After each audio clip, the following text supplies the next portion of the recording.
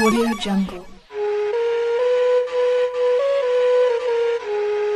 Впервые за годы независимости в истории управление ОБСЕ перешло в постсоветской республики.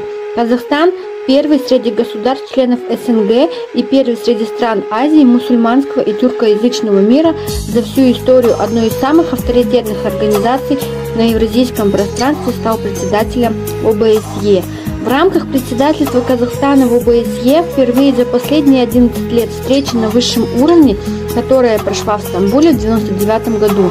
И впервые в 21 веке 1-2 декабря 2010 года Астана, ныне Нур-Султан, принимала глав государств-участниц Организации по безопасности и сотрудничеству в Европе.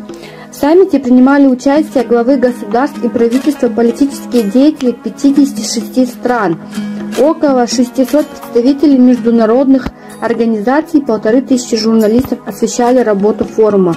В своей приветственной речи первый президент Республики Казахстан Елбасы Нурсултан Назарбаев подчеркнул важность торжества здравого смысла, чтобы продолжить совместное движение к безопасному будущему наших народов. В частности, Назарбаев предложил выделить межконфессиональную толерантность в отдельное измерение ОБСЕ. Стоит отметить, что Республика Казахстан в лице первого президента Назарбаева в период своего председательства в организации помогла Кыргызстану преодолеть политический кризис. В результате проделанной работы можно с уверенностью сказать об уникальных способностях Елбасы в управлении государством и непоколебимом авторитете среди других стран. По итогам саммита была принята Астанинская декларация, в которой участники саммита подтвердили обязательства, принципы и ценности ОБСЕ.